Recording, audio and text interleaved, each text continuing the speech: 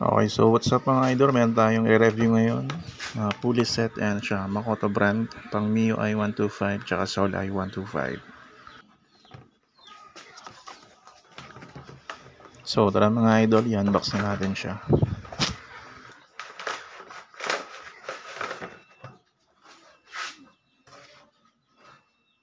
So ito yung laman ng Makoto brand na pulley set. Yeah, so maganda rin siya kahit budget mid lang.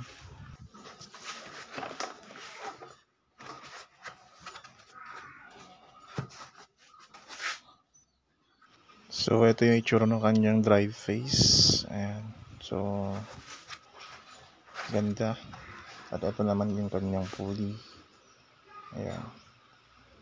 Tapos meron na rin siyang kasamang yan, backplate sa loob. Yan yung rampa niya. Yan. So quality na rin siya.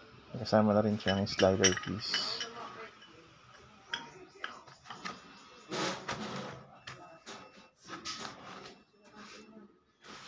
At ito yung kanyang bushing. Bushing ng pulley. Yan. Meron na rin siyang kasamang yan, dalawang tuning washer. Oops, nalaglag pa.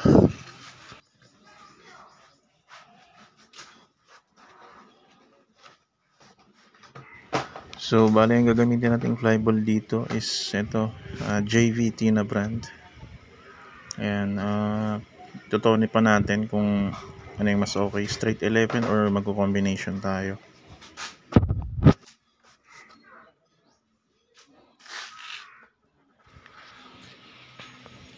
Okay, so ito na itsura ng pulley set. Then, yun JVT.